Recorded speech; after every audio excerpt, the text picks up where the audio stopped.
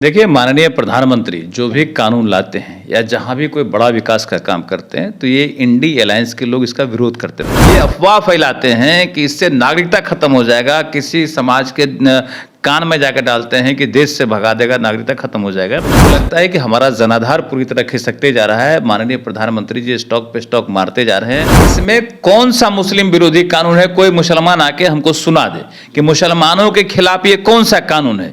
जिस तरीके से देश में सीए कानून लागू हुआ है, इसको लेकर विपक्ष में बैठे लोग कई सारे सवाल उठा रहे हैं। ऐसे में यह साफ कहते हुए नजर आ रहे हैं कि ये जो सीए कानून है कहीं ना कहीं देश हित में नहीं है। हमारे साथ बात करने के लिए बिहार सरकार के पूर्व मंत्री नीरज कुमार बबलू हैं, जुड़ेंगे, बात करेंगे। नीरज जी, लगातार सीए कानून का जो इंडी अलायंस के लोग हैं वो विरोध कर रहे हैं, ऐसे में कह रहे हैं देश हित में नहीं है। देखिए, माननीय प्रधानमंत्री जो भी कानून लाते हैं या जहाँ भी कोई बड़ा विकास का काम करते हैं तो ये इंडी अलायंस के लोग इसका विरोध करते रहते हैं। उनको लगता है कि हमारा जनाधार पूरी तरह खिसकते जा रहा है। माननीय प्रधानमंत्री जी स्टॉक पे स्टॉक मारते जा रहे हैं, वोटर उनके साथ और बढ़ते जा रहा है, जनाधार बढ़ते जा रहा है, देश में खुशी का लहर बढ़ते जा रहा है, जिससे लोग परेशान होते रहते हैं कि इनका जनाधार ही पूरा खिसक गया है। और इनको ये भी समझ में नहीं आता है कि ये कानून क्या है। ये अफवाह फैलाते हैं कि इससे नागरिकता खत्म हो जाएगा, किसी समाज के कान में जाकर डालते हैं कि देश से भगा देगा, नागरिकता खत्म हो जाएगा। उनको ये पता होना चाहिए कि नागरिकता खत्म करने का नहीं, ये नागरिकता देने का कानून है।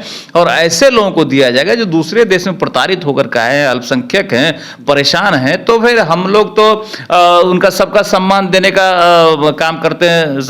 सदैव कुटुंबकम वाली बात है हमारे यहाँ, तो हम लोग सबका सम्मान दे रहे हैं। तो ये सम्मान देने का काम है, कानून है, ये नागरिकता देने का कानून है, ना कि नागरिकता लेने का कानून है। और इस नागरिकता से जिनको फायदा हो रहा है, पूरे देश में उत्साह का माहौल आप देख रहे हैं कि हर स्टेट में इसका फायदा लोगों को मिल रहा है। तो ये खुशखबरी की बात है, इनको पता नहीं है इन चीजों। लगातार ये भी कहा जा रहा है कि मुस्लिम विरोधी ये कानून है और ऐसे में तुष्टिकरण का आरोप भी लगाए जा रहे हैं।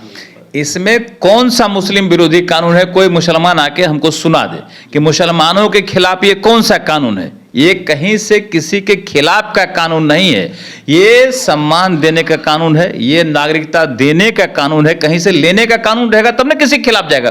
हम किसी मुसलमान को भगाने जा रहे हैं, हम किसी का नागरिकता ले रहे हैं, ऐसा कहीं नहीं है। ये अफवाह ना फैलाएं, ये गलतफहमी है इन लोगों की। ये विरोधी जो नेता है उनका काम है अफवाह फैलाना। हम आम आवाम से कहना चाहते हैं कि अफवाह से बचे, ये कानून सम्मान देने का, ना कि सम्मान लेने का कानून। 24 चुनाव आने वाला है नीरज बबलू जी, और ऐसे में देखा जाए तो बिहार में सीट बंटवारे को लेकर कई सारे सवाल उठ रहे हैं। खासकर महागठबंधन के लोग आप लोगों का इंतजार कर रहे हैं। ऐसे में क्या लगता है, डरे हुए हैं क्या? बिल्कुल, ये तो पहले से डरे हुए हैं। उनको पता है कि कुछ नहीं होने वाला बिहार में, हमारा एक भी सीट हम जीतने वाले नहीं है। तो परेशान है, इंतजार कर रहे हैं कि होगा क्या रहा है। और यहाँ सब कुछ तय है, सब कुछ स्पष्ट है। यहाँ सीट शेयरिंग का सारा कुछ क्लियर हो चुका है, सभी लोग मैदान में जाने तैयार हैं और पहले से मैदान सजा हुआ है। नॉमिनेशन करना है, थोड़े दिन बाद रिजल्ट लेके आ जाना है और माननीय प्रधानमंत्री जी पुनः तीसरी बार हैट्रिक लगाएंगे और पुनः एनडीए की सरकार बनेगी। सब कुछ तय है। 40 में 40 सीट जीतने का बिल्कुल, बिहार में तो 40 में 40 जीतेंगे ही। पहले हम लोग 39 जीते हैं, एक सीट बचा हुआ उसको भी इस बार फतह करेंगे और 40 का 40 जीतेंगे।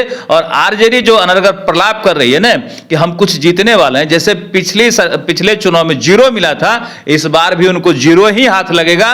एक भी सीट उनके खाते में नहीं जाएगा, यह स्पष्ट है। देखिए, एक भी सीट उनके खाते में नहीं जाएगा, यह स्पष्ट है। वहीं सीए कानून और 24 चुनाव को लेकर क्या कुछ कहते बिहार सरकार के पूर्व मंत्री नीरज कुमार बबलू, आपने सुना है। और भी तमाम खबरों के लिए NBC 24 के साथ बने रहे। बहुत बहुत धन्यवाद।